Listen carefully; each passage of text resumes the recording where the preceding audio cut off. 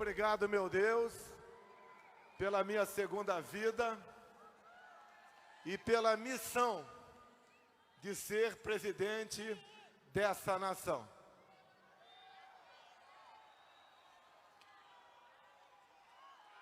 Todos os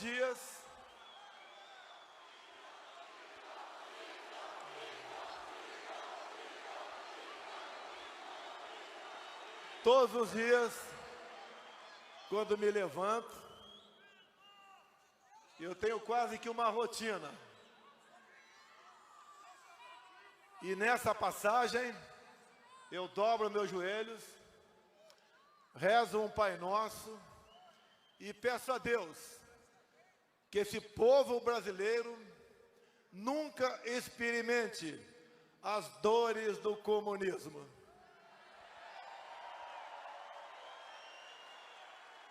Peço também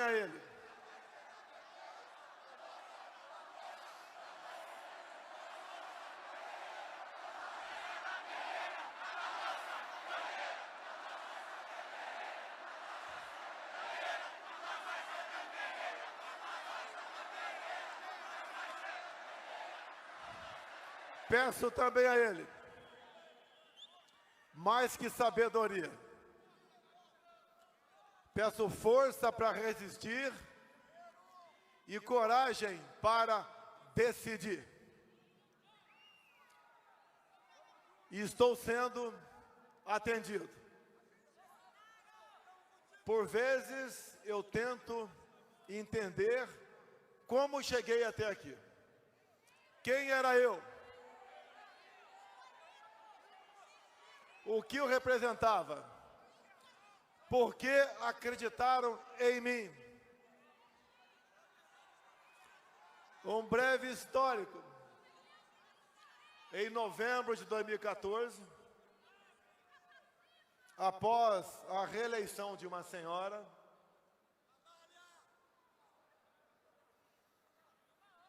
em casa, aqui na Tijuca, eu falei, temos que mudar o Brasil. Como mudar o Brasil? Um parlamentar do baixo clero, que tinha sido reeleito para o seu 7º mandato. Como enfrentar pessoas poderosas? Isso está registrado em um vídeo no YouTube, na Academia Militar das Agulhas Negras. Me dirigi a uns 400 cadetes que esperavam a hora de entrar para serem declarados aspirante oficial. Está no YouTube. Falei até sobre morte, o que poderia acontecer. Comecei a andar pelo Brasil.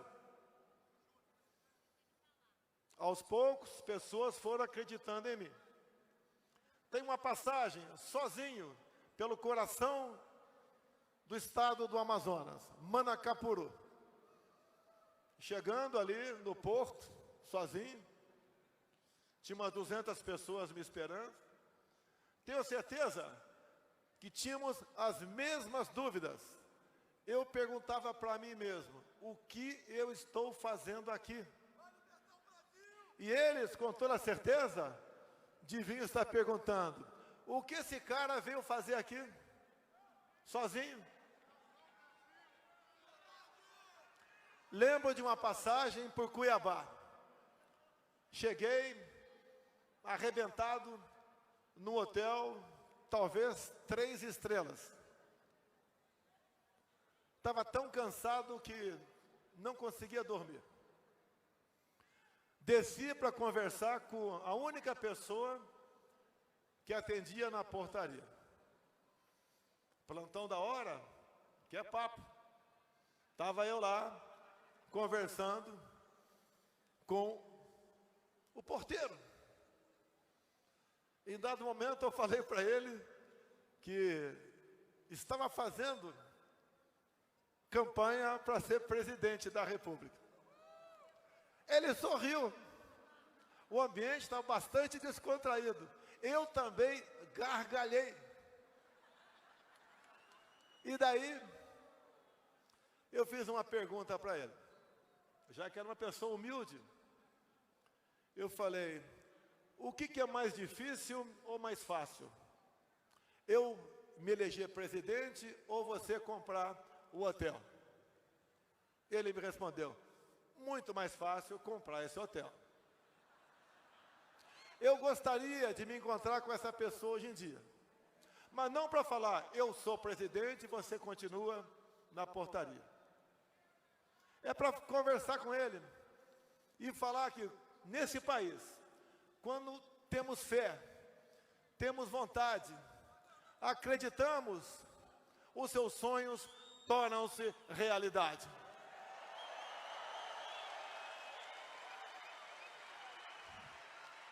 Esse é um país onde todos têm oportunidade. Quantas vezes eu ouvi pelas ruas, todo o poder emana do povo. Isso é verdade? Vocês estão aprendendo. Até porque tem uma passagem bíblica que diz, por falta de conhecimento, o meu povo pereceu. Quando se fala em poder do povo, alguém acha que o povo cubano ou venezuelano não quer a liberdade? Quer a liberdade? Tem? Não. Mas por que chegar nesse ponto? Escolhas erradas. Somos escravos das nossas decisões. Acreditaram em conversas fáceis. Conversa de tapinha nas costas, de prometer o paraíso para cada um de vocês. A vida de ninguém é fácil. E para superar as dificuldades, quem tem que estar na frente é cada um de vocês. Não é o presidente, o governador Castro ou um prefeito. A nossa missão é não atrapalhar a vida de vocês.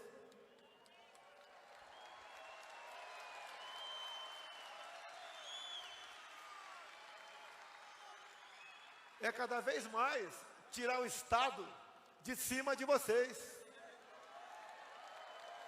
Estado forte, povo fraco.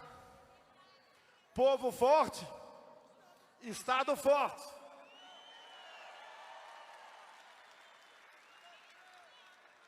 Sobrevivemos a um atentado.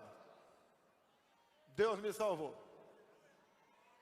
Nos elegemos presidente. Não existe melhor técnico de um time de futebol se o pessoal não entrar em campo com o espírito do técnico. Formamos então o nosso time de ministros, alguns aqui presentes. Quem esperava o ministério, que só era lembrado por corrupção, ter à frente um jovem, também capitão do Exército, formado pela AMAN, formado pelo IME, que é o Tarcísio de Freitas.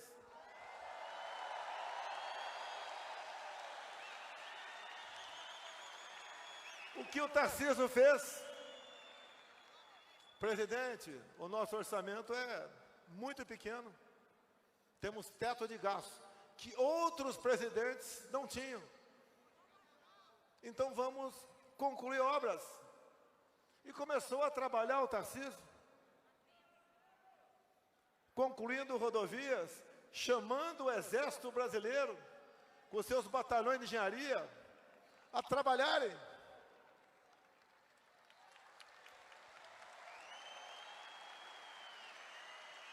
Perguntem a quem mora no Centro-Oeste o que era a BR-163, quando faltava apenas 50 quilômetros para ser concluída, há mais de 20 anos.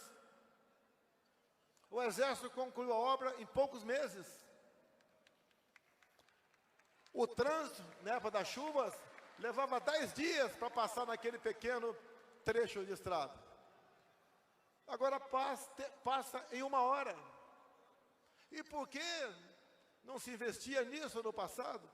Porque a prioridade era outra. A corrupção era o combustível de governos anteriores. Também, no Ministério do Tarcísio, fez ressurgir o modal ferroviário. Daqui 3 meses, no máximo, se inaugura a Ferrovia Norte-Sul, 4.100 quilômetros, barateando o preço de produtos em todo o Brasil. Também, com o apoio do nosso parlamento, está aqui o presidente Arthur Lira, um enorme aliado nosso, tem colaborado muito com o governo. Graças a ele, conseguimos aprovar leis que vieram a baixar o preço dos combustíveis.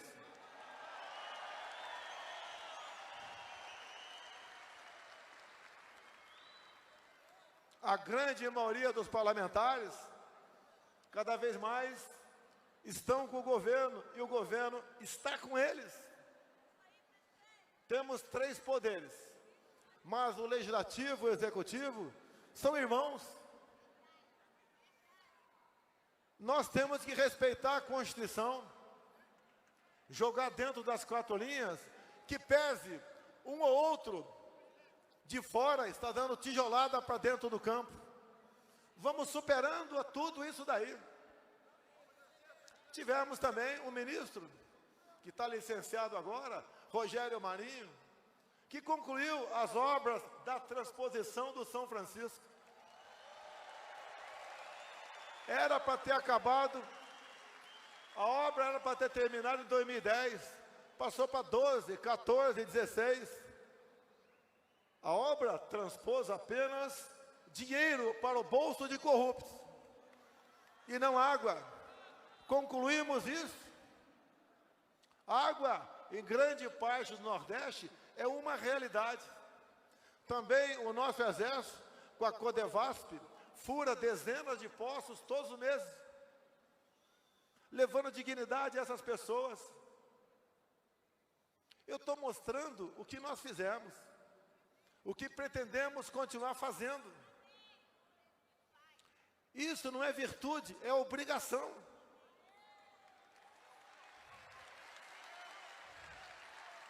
E quando se fala em transposição, se fala em corrupção, em 2015, vocês sabem quem estava na frente do governo. Mas os desmandos, os descasos, a roubalheira, obras começadas e não concluídas, a Petrobras se endividou em 180 bilhões de dólares. A dívida de 900 bilhões de reais. Para ter noção, o quanto de dinheiro foi desviado. Isso daria para fazer 60 vezes a transposição do Rio São Francisco. Conta que vocês estão pagando. Iniciamos um governo com sérios problemas éticos, morais e econômicos. Formar ministério não foi fácil. Muita gente queria que os ministérios fossem formados a exemplo de outros governos. Conseguimos ter a coragem que eu peço a Deus, a força para escolher um time de ministros. Vocês hoje conhecem os nossos ministros, conhecem em grande parte os deputados federais, os senadores, sabem o que é poder legislativo. Hoje vocês sabem também o que é Supremo Tribunal Federal.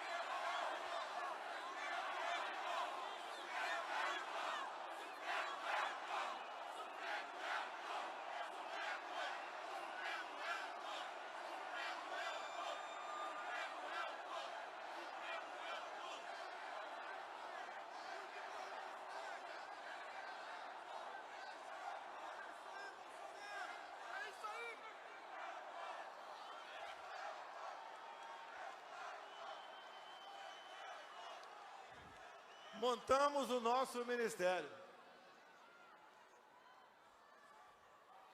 O nosso povo hoje tem conhecimento, sabe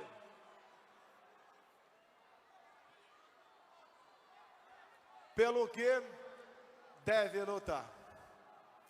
O poder emana do povo se o povo bem escolher os seus representantes. Como disse a minha esposa aqui, a minha vida não é fácil, mas eu fui voluntário. E modestamente, Marco Feliciano, tem alguma coisa nos ligando. Não tem outra explicação para estarmos de pé até hoje. Por termos enfrentado uma pandemia, uma guerra que não acabou ainda, uma seca como não vista nos últimos 90 anos. O mundo todo sofrendo as consequências daquela política que eu fui contra. Fica em casa que a economia a gente vê depois.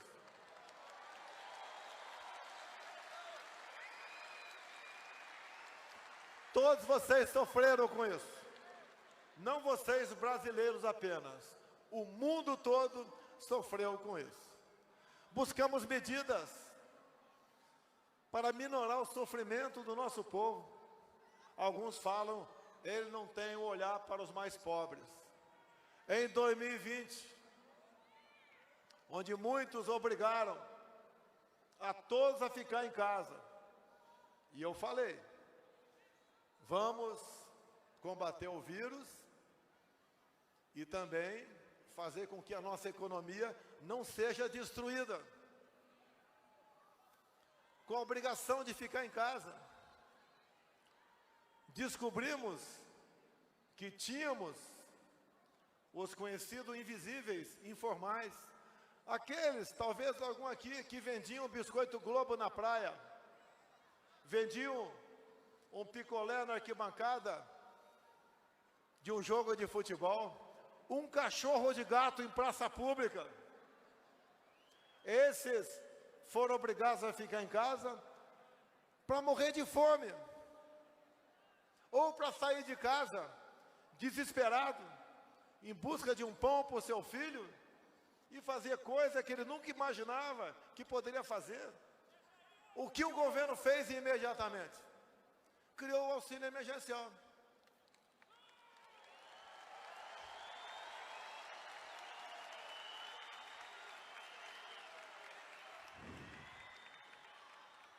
Nós gastamos em 2020, com auxílio emergencial, o equivalente a 15 anos de Bolsa Família. Como esse governo não pensa nos mais pobres? Esse governo, no final do ano passado, dentro da responsabilidade fiscal, extinguiu o Bolsa Família, que pagava em média R$190. Tinha mulheres ganhando R$80. Passaram a ganhar, no mínimo, R$400. E agora, com o apoio do nosso parlamento, deputados e senadores, passamos para R$600. E conversei essa semana com o Paulo Guedes. Esse valor será mantido a partir do ano que vem. Com a inflação prejudicando a todos, em especial o preço dos combustíveis,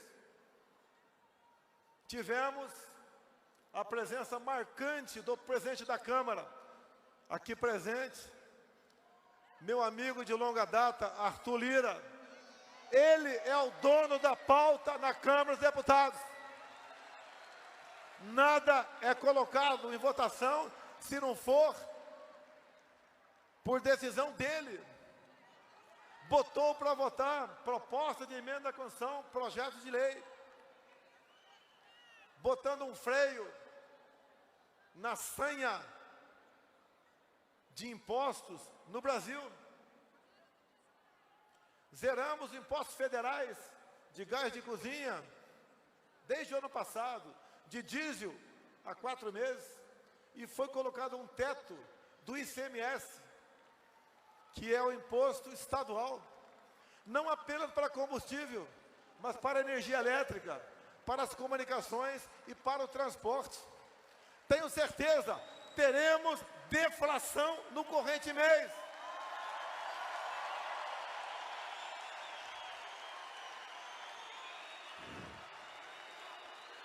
Eu sei que a figura mais importante hoje aqui sou eu. Mas se não é o Arthur Lira, esse cabra da peste de Alagoas, não teríamos chegado a esse ponto. Obrigado, Lira. Obrigado, deputados e senadores. É o trabalho em conjunto. Eu conheço o parlamento, fiquei lá dentro 28 anos. Já discursei para um plenário vazio várias vezes. Mas por que eu discursava para um plenário vazio? Para poder ter um espaço à noite e ir na Voz do Brasil.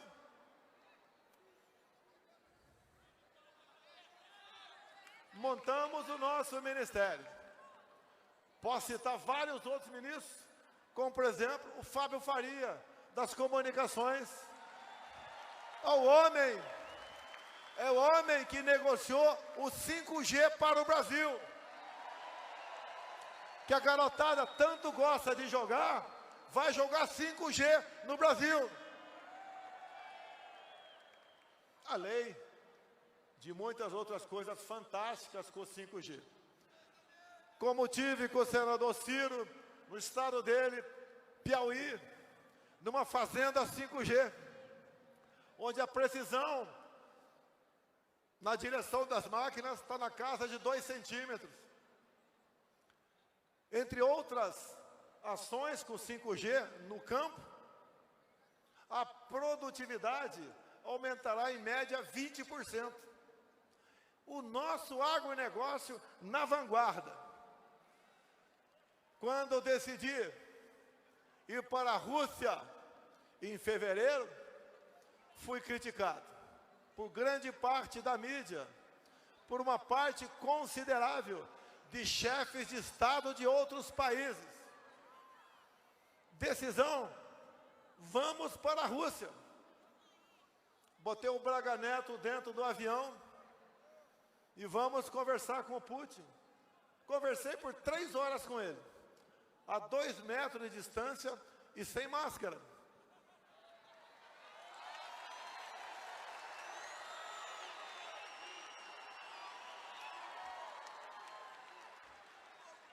A negociação, interesse dos nossos povos. 2 meses depois, aportaram no Brasil 26 navios com fertilizante. O nosso agronegócio, prezada Tereza Cristina, uma gigante em nosso ministério. Vem cá, Tereza.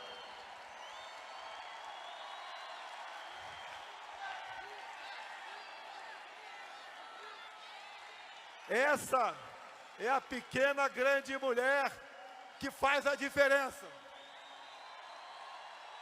Todas as minhas viagens ao exterior foi precedida da viagem dela. Quando eu chegava, estava quase tudo pronto. Faltavam apenas assinaturas. Essa pequena grande mulher, com os fertilizantes, garantiu a nossa segurança alimentar. Bem como a segurança alimentar de mais de 1 bilhão de pessoas pelo mundo. A senhora presidente da OMC, há 3 meses, veio a Brasília. Conversamos por 1 hora. Ela saiu dali e lá fora declarou: sem o Brasil, o mundo passa fome.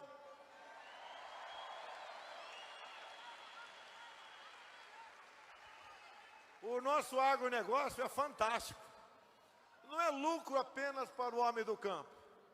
Sem eles produzirem, temos inflação nos alimentos, ou o que é pior, poderemos ter desabastecimento, falta de alimento. Mais ainda, o trabalho dela fantástico. Vocês devem se lembrar, lá no governo Fernando Henrique Cardoso, tínhamos em média uma invasão do MST por dia. No nosso governo, passou a ser 4 por ano. Onde o trabalho da Tereza Cristina? Ela escolheu para presidir o INCRA uma pessoa chamada Geraldo Mello. E ele, cumprindo a determinação da Tereza Cristina, começou a titular terras pelo Brasil. Concluímos agora 370 mil propriedades tituladas. Essas pessoas que integravam o MST eram poceiros.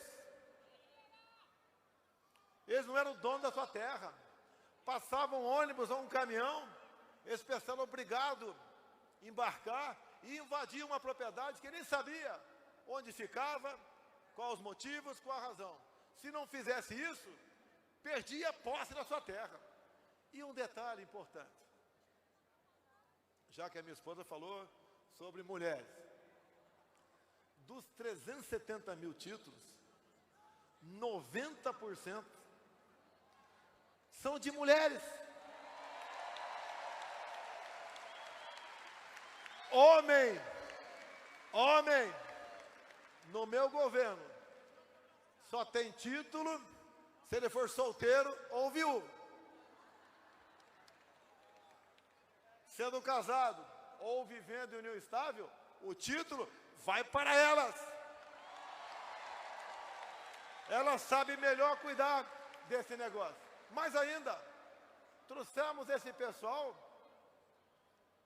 para a legalidade. Tornaram-se cidadãos. Pode procurar uma agência bancária. Se integraram à agricultura familiar. Passaram a ser amigos do fazendeiro do lado. E se preocupar de modo que a sua terra não venha a ser invadida. Mudaram completamente de lado. Não pela força, mas pela razão. Esse é mais um pedaço.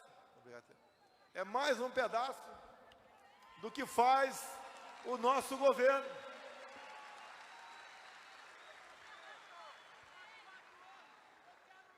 Em 2020 e 2021, pandemia, lamentamos todas as mortes. Fizemos o possível. A condução do combate à Covid, por decisão judicial, passou a ser de governadores e prefeitos. Alguns conduziram muito bem, outros nem tanto. Esses nem tanto fizeram com que vocês experimentassem um pouquinho o que é ditadura. Fique em casa, mandando a sua força policial prender surfista, prender mulheres em praça pública, prender pequenos comerciantes que tinham botado o teu carrinho numa esquina, porque ele precisava alimentar a sua família. E também grave, Marcos Feliciano, mandaram fechar igrejas e templos religiosos. Nem em guerra se fecha uma igreja ou um templo religioso. Alguns governadores, em especial do Nordeste, tomaram medidas restritivas não permitidas sequer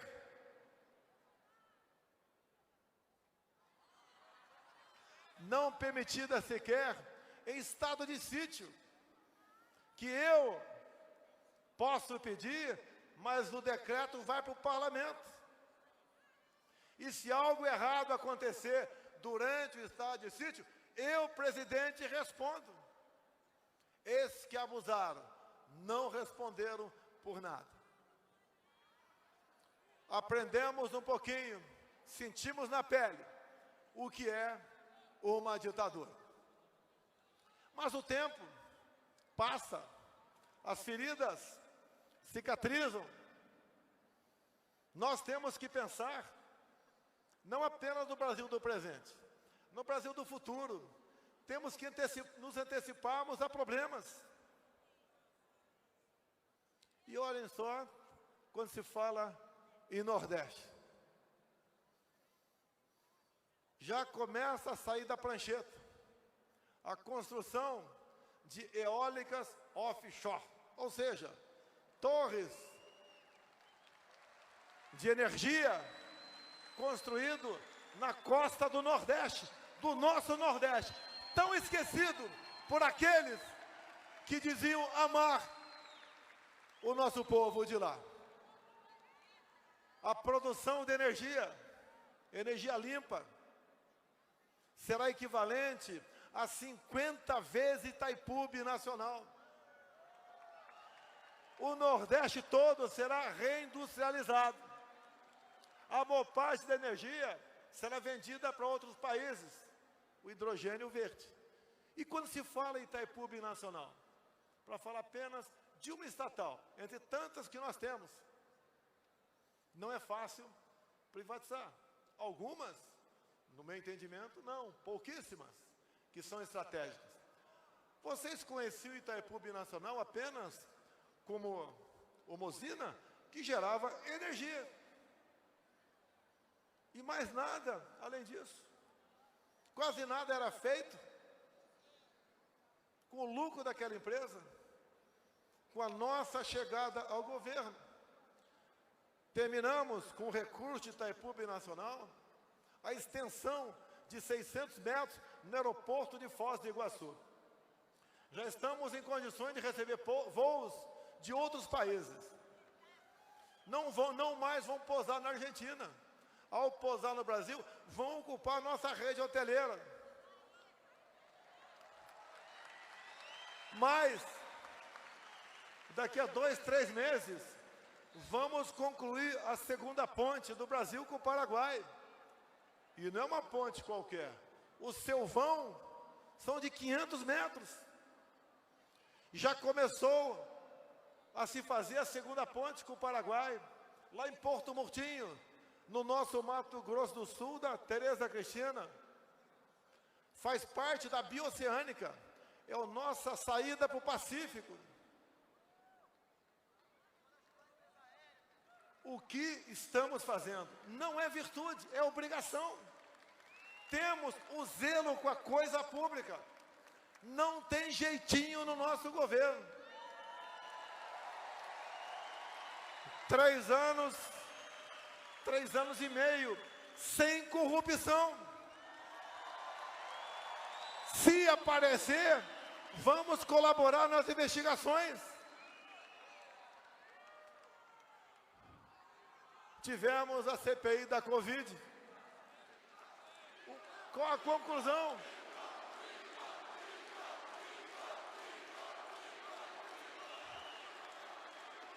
Qual a conclusão da CPI da Covid?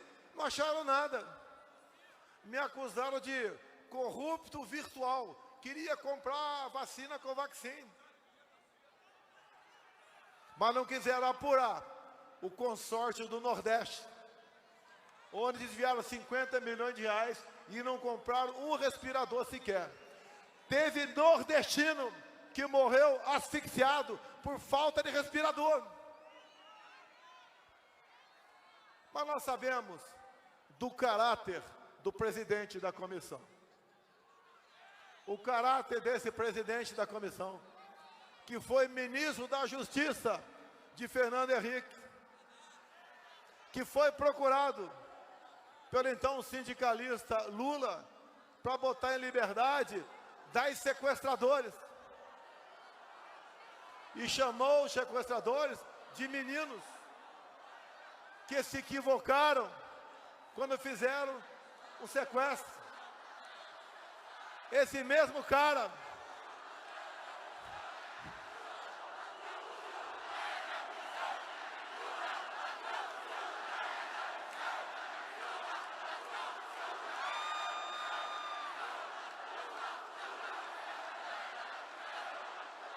Esse mesmo cara que defende o roubo de celulares como um direito do bandido roubar para tomar uma cerveja. Esse mesmo cara que fala que a guerra da Ucrânia se resolve tomando cerveja. Esse mesmo cara que quer legalizar o aborto no Brasil. Esse mesmo cara que quer legalizar as drogas no Brasil. Será que esse cara sabe quanto sofre uma mãe quando um filho se entrega às drogas? Será que ele sabe o sofrimento dessa mãe com essa criança no mundo das drogas? Esse mesmo cara que em decreto de 2019, além de querer a desconstrução da heteronormatividade, criou o que se chama ideologia de gênero.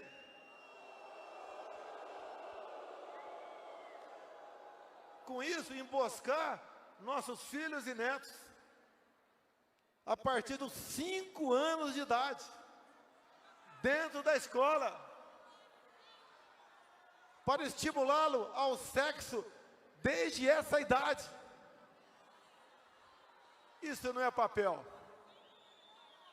de alguém que quer o bem do seu povo. Não teria aqui adjetivo para qualificá-lo nesse momento.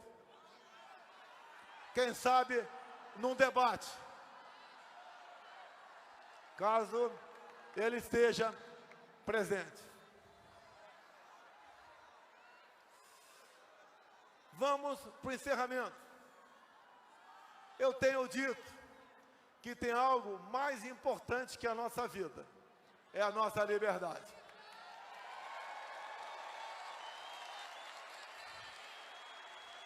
Eu quero me dirigir àquele jovem de esquerda que fala que é bacana o outro lado. Esse jovem de esquerda, como quase todos os jovens, tem um telefone celular. Dizer para esse jovem de esquerda que o seu candidato prega o controle social da mídia, diz que quer regulamentar as mídias sociais. Diz esse jovem que país como Coreia do Norte, Cuba, a internet só é acessada para você ver conteúdos do governo. Você não tem liberdade. Você quer perder a sua liberdade nas mídias sociais? Esse jovem quer perder a sua liberdade nas mídias sociais. A nossa imprensa quer ser controlada por esse outro governo. Por pior que sejam algumas matérias contra a minha pessoa. Eu entendo como liberdade, mesmo sendo injusta, na maioria das vezes, essa matéria. Pior que uma imprensa trabalhando mal é uma imprensa fechada. Jamais defenderei o fechamento da mídia no Brasil.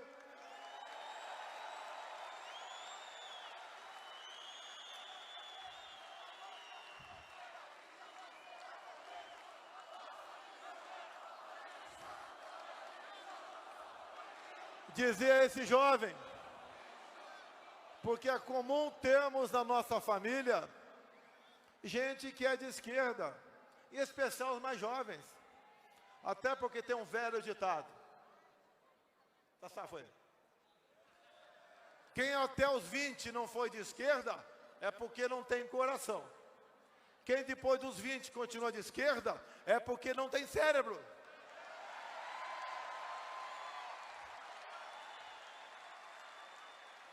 Se os pais tiverem condições, pague uma passagem para esse jovem, prezado governador Denário, ir para o seu estado, Roraima, ir para Boa Vista, E se for possível, vá para Pacaraima, que é a divisa do Brasil com a Venezuela. E veja, jovem, os seus colegas jovens fugindo a pé para o Brasil. Hoje a média, que já está há vários anos, são de 500 pessoas vindo da Venezuela para cá. Você vai ver o seu colega jovem, com a mesma idade tua, pesando em média menos 15 quilos. Fugindo muito mais da fome do que da violência. A maioria que chegam lá são mulheres e crianças. Mulheres são mineradas ao longo do caminho, são obrigadas a se prostituírem para poder alimentar os seus filhos. Vão para os abrigos do Exército, ou em Pacaraima, ou em Boa Vista, lá do governador Denário, que colabora conosco grandemente no estado de Roraima. Discutir a relativização da soberania nossa sobre a Amazônia. E com o seu poder de veto, ele falou: a Amazônia é do Brasil e não tem mais conversa.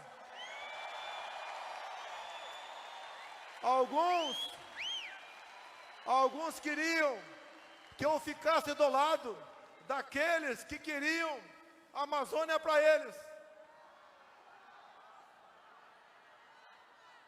A Amazônia é nossa.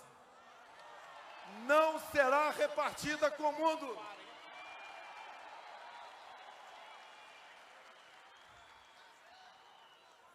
Fazemos o possível para preservá-la. Mas temos lá, Coronel Menezes, meu colega lá do Amazonas. Temos lá 25 milhões de brasileiros que têm que ser tratados, protegidos por nós. Em grande parte protegido pelo Exército Brasileiro, nos seus comandos militares de área e nos seus pelotões de fronteira e batalhões. Onde quer que seja do nosso Brasil, temos a presença das nossas Forças Armadas. Forças Armadas, que cada vez mais foram afastadas do centro do poder. Com a criação da defesa em 99, não por uma necessidade militar, mas por uma imposição política. O militar atrapalhava os governos naquela época. No nosso governo, mudamos isso. Falaram que botei muito militar. Acho que eu não botei muito, botei o suficiente. Mas se fosse para botar bandido, vocês tinham votado no outro candidato.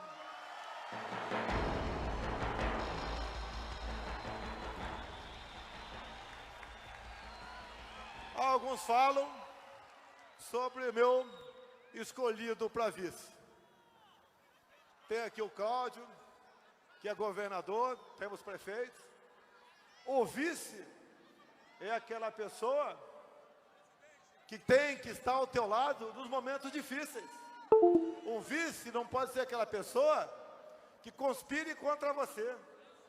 O vice é solução do problema. E eu escolhi, sim, um general do Exército Brasileiro, que vocês o conhecem muito bem,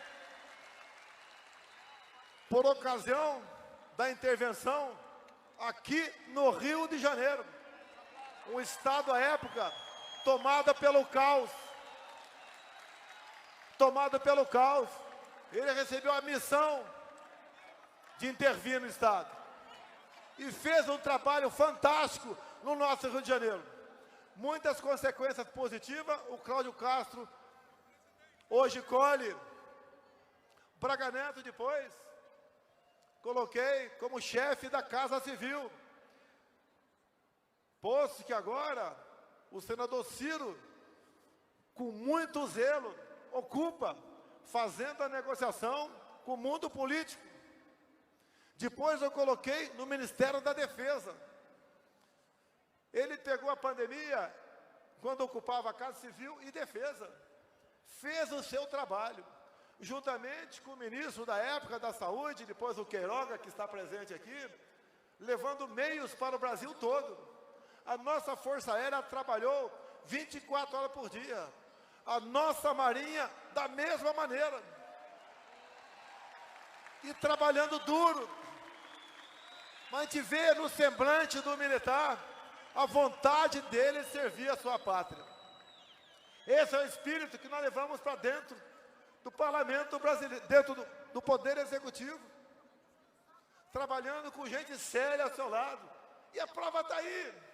Eu não preciso falar para vocês, nesse meu lançamento aí, a reeleição, o que vou fazer caso reeleito, democraticamente e de forma transparente. Vocês sabem o que eu vou fazer. Obviamente, aprendi muita coisa. Algumas coisas temos que mudar para melhor. Temos que trazer o jovem de esquerda para o nosso lado. Mostrar a verdade para ele. Mostrar o que ele tem a perder com o seu candidato. Onde o seu candidato apoiou outros pela América do Sul, olha a miséria que está esse país. Olha a Venezuela, que tinha um apoio, Chávez e Maduro tinham o apoio do cara. Olha para onde está indo a nossa Argentina, a sua economia, um país próspero. 50% da população está próxima da linha da pobreza.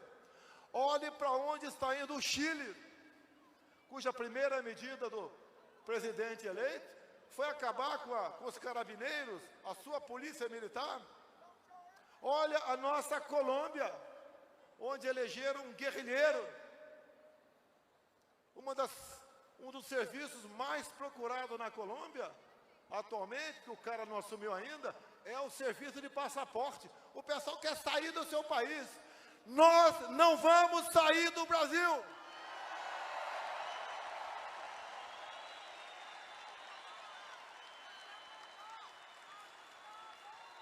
Nós somos a maioria, nós somos do bem, nós temos disposição para lutar pela nossa liberdade, pela nossa pátria. Convoco todos vocês agora, para que todo mundo, no 7 de setembro, vá às ruas pela última vez. Vamos às ruas pela última vez.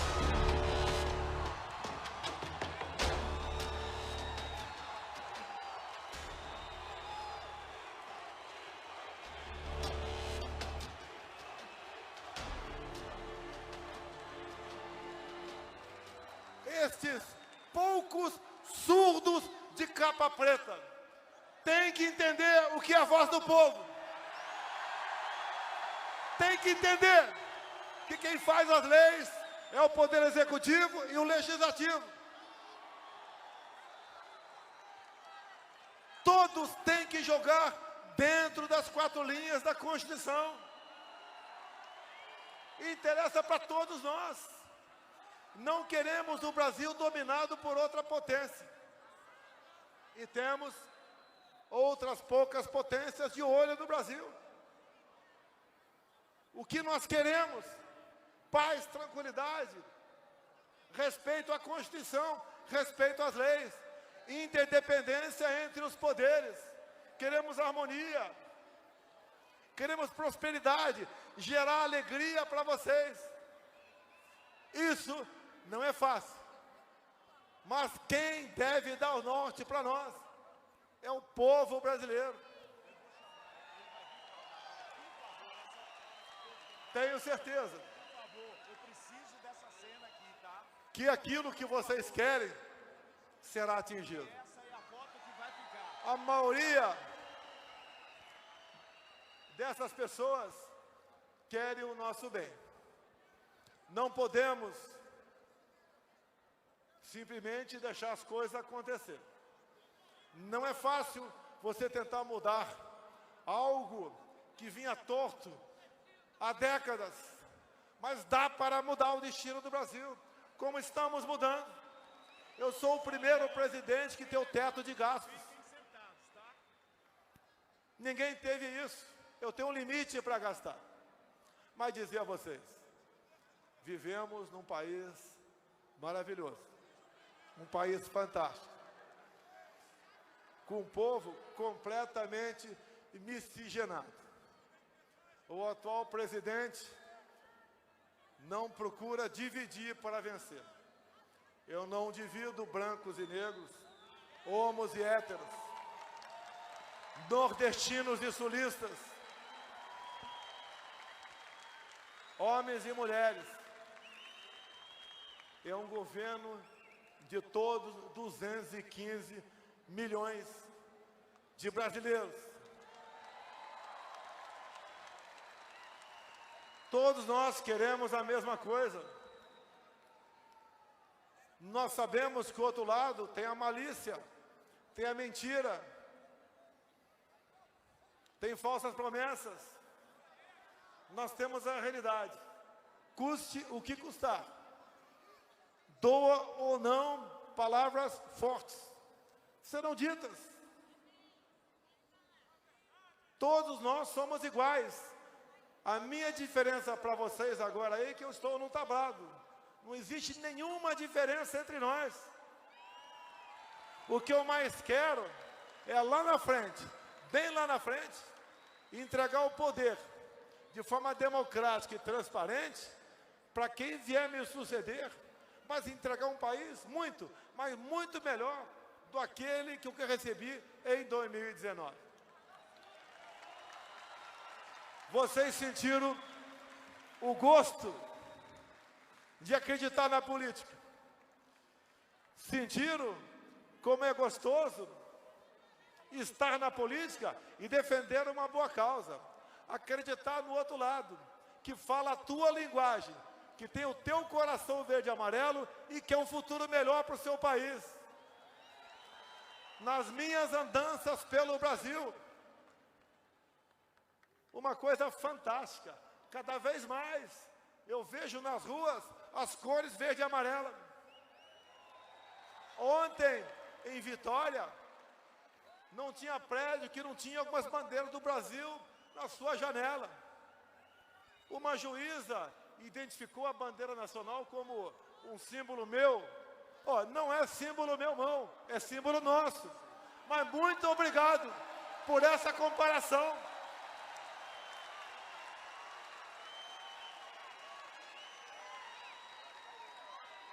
Aqui, ó. Nós não queimamos a nossa bandeira.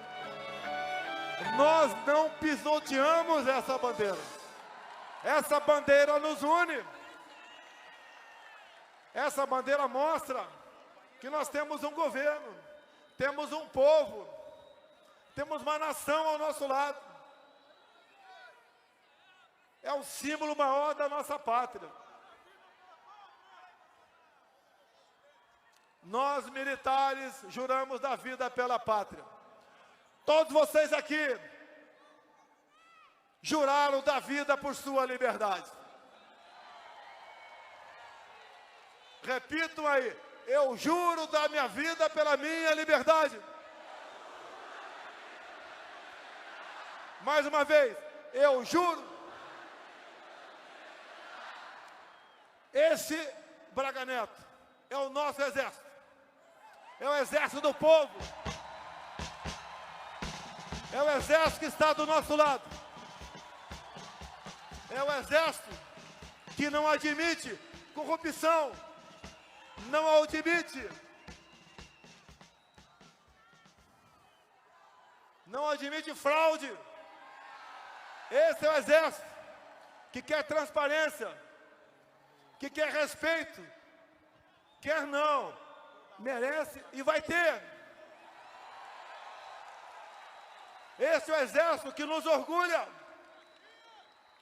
É o exército, 210 milhões de pessoas. Não tem preço.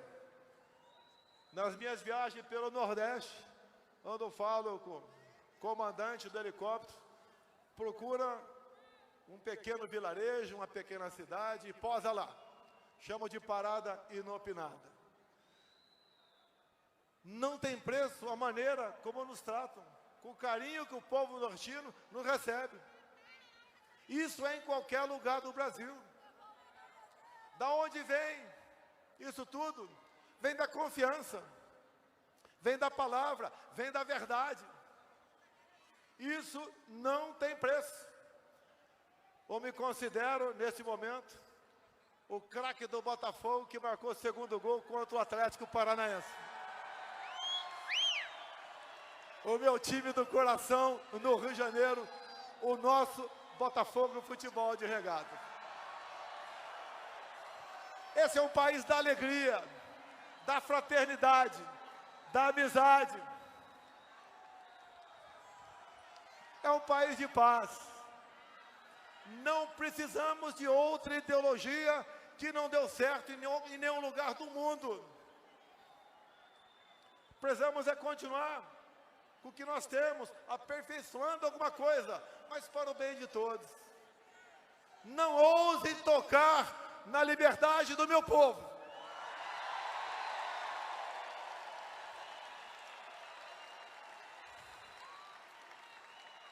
Dizer a vocês, com a minha esposa, há pouco disse, não ficou fácil a nossa vida, mas uma coisa me conforta, é não ver sentado naquela minha cadeira um comunista.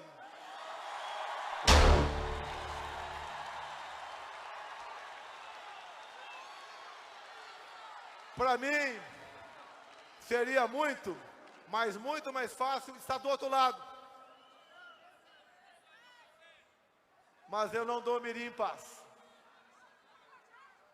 Estaria atraindo 58 milhões de pessoas, no mínimo, que votaram em mim em 2018.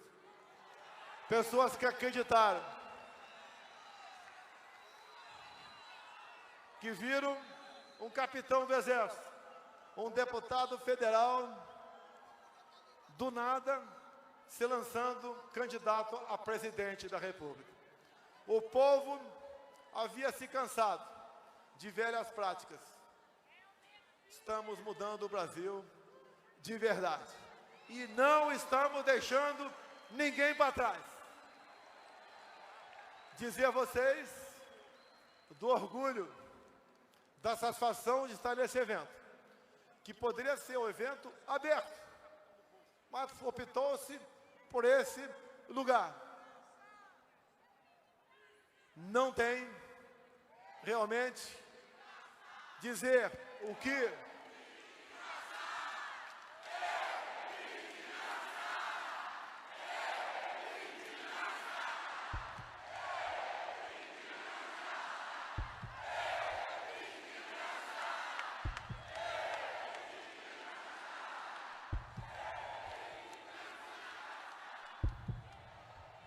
é um momento realmente de satisfação, de eu reforçar meu pedido ao nosso Deus,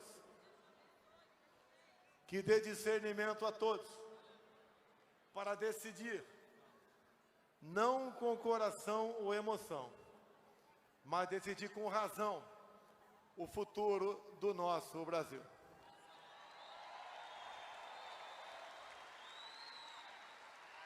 Uma andorinha não faz verão, mas todo verão começa com uma andorinha.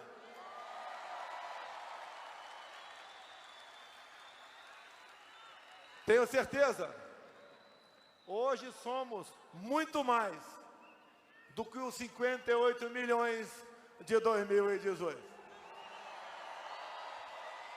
As ruas mostram isso.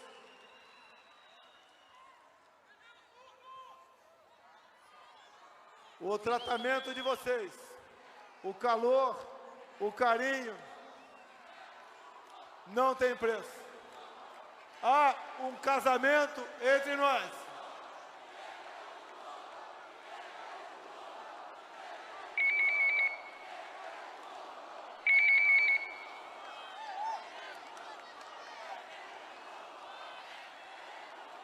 Há um casamento entre nós.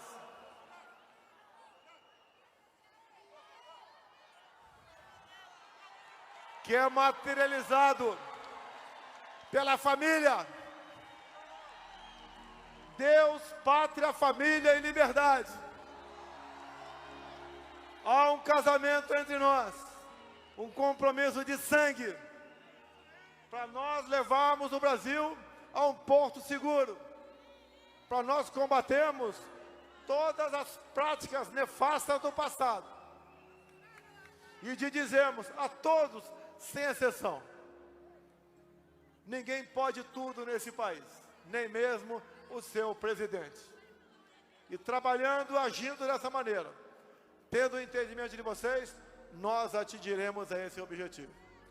Eu quero concluir com um extrato de uma outra passagem bíblica, já que todos nós teremos um ponto final um dia.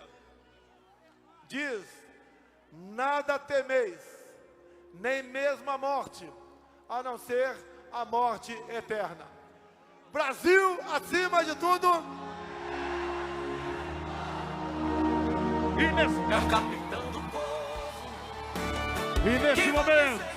E nesse momento, minha gente,